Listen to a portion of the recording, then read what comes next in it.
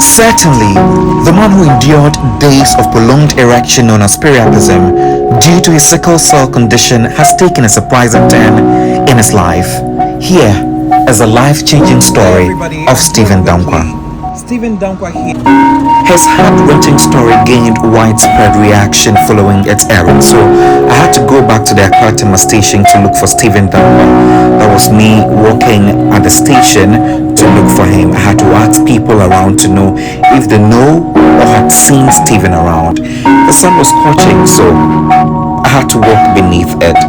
Whilst it was blistering, I didn't mind because it was something that I really wanted to do to get him out of the place. So after asking around and finally got to this point, this man pointed to a woman seated under an umbrella. So I walked to the woman and asked her if she had seen Stephen around. She told me she saw Stephen a while back, so I should relax and that Stephen might be back in the next 10 to 20 minutes. So I had to wait for Stephen to come. After about an hour of waiting, I finally saw Stephen. This young man was still in severe pain, so I had to quickly rush him to the Greater Accra Regional Hospital, RAGE, and that was Stephen and I walking at the Accra Tema station, and I quickly got him into the car. That was Stephen and I, whilst my driver was driving us to the RAGE hospital. We had a quick interaction where he mentioned that he was still in severe pain and that he wished he could get quick attention. When we drove to the facility, I had to get him down the car so that we get into the facility so he can be able to have quick medical attention. Yeah, so that was Stephen and I walking into the facility. He was quickly attended to by the nurses and doctors around. They had to take his blood sample and ask him few questions. We had to wait for all of that to be done to get to know exactly what his problem was. While all of that was ongoing, I was told to go to the pharmaceutical department and get some medication. So that was me in a queue until it got to my turn where I had to make payment for that. We faced some network challenges, so it took a while. Finally, I was able to make the payment and go back to my seat. I had to wait till it got to my turn again for me to be able to have access to the medication after I had paid for it. So I had to wait. But no one attended to me until this health personnel finally came around and told them it was an emergency, so they had to quickly get things done, and we walked back into his ward where he was admitted. Kudos to the health personnel at RAGE. Stephen was given an A-class treatment. He was given all the attention that he needed, and whilst they were attending to him, he was also still in severe pain. Yes, he couldn't have gone back to the streets while in this severe pain, so Stephen was admitted. This is Stephen the following day. I had gone to see him to see how he was feeling. He was looking quite strong and healthy here, but we had to get another medication again. So we went to the pharmacy where it was given to him. After that, Stephen was discharged. It was already at night, so I had to be sure that he was okay wherever he was going to. So the next morning, I felt he had to change his clothes, so I took him to the Accra Tema station again where we got few clothes over here. I also realized that since he didn't have a home, we had to get him a place where he can lay his head and call a home. So that was me at La Paz with few of my friends where we got a bed and other things that would make a room complete for Stephen. I was here again also to get a ceiling fan to be able to give him good ventilation whenever he is asleep. Now get the place to stay, you need to stay. So I feel happy and very grateful to get the place to stay.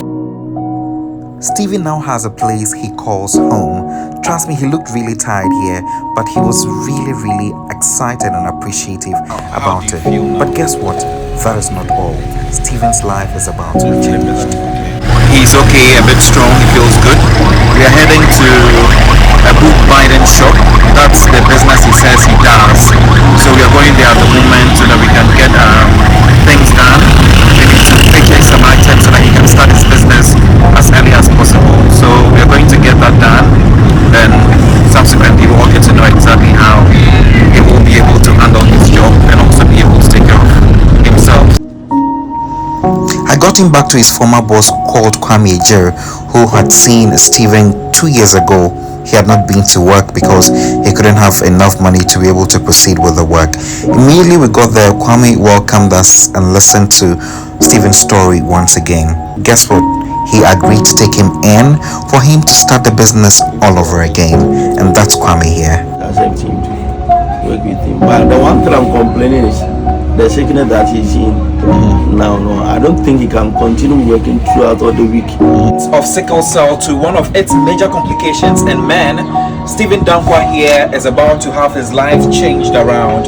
Thanks to everyone who reached out and helped out in making him feel this good. At the moment, we've brought him to a book binding shop, something he was doing 2 years ago before the sickness broke him down, and we're about to get him started again. We're going to get him some book items, all the things that will be needed to be able to ensure that he will be able to get into this business again, to be making textbooks that we all know is being used in senior high schools here in Ghana. We got to this facility somewhere around Jamestown in Accra, where we're able to patronize some of the materials that he will be using to make his books, so that he will be able to finally begin the business officially, to be able to sustain himself and continue with his life. After having an interaction with the owner of the place, we're able to pay for some materials that can be able to make over 300 books, and that is what Stephen will be using to start the business. He was super excited to catch up with his old friends again, and yeah, they had a good interaction there, and he had smiles all over his face. But after we patronized the stuff, we had to get back into his friend's place so that he can officially start the job. And he couldn't wait, and that's him there starting the work. He had so much energy here and was so excited. Stephen at this moment means business but nothing. Yeah, so he began making a few of the books here, as you can see right on your screen, and yeah, he felt good about it. I can say more than 100%. I feel happy for what has been coming to my aid. Actually, it doesn't know that I'll get some help from someone, or maybe one day I can able to sustain my life. Now I'm very happy for more the situation about. Now I can able to help myself, to be taking care of myself, and I'm not going to bed to get money to eat or to get money to take medication. So I'm very happy and happy. Yeah, thank you so much. His life is about to be changed, and I'm so excited about it. How do you feel? I feel good and very proud. So what do you have to say to them? May God richly bless them and give them eternal life. Right, so just like you heard him, may God richly bless everyone who reached out to help. Thank you.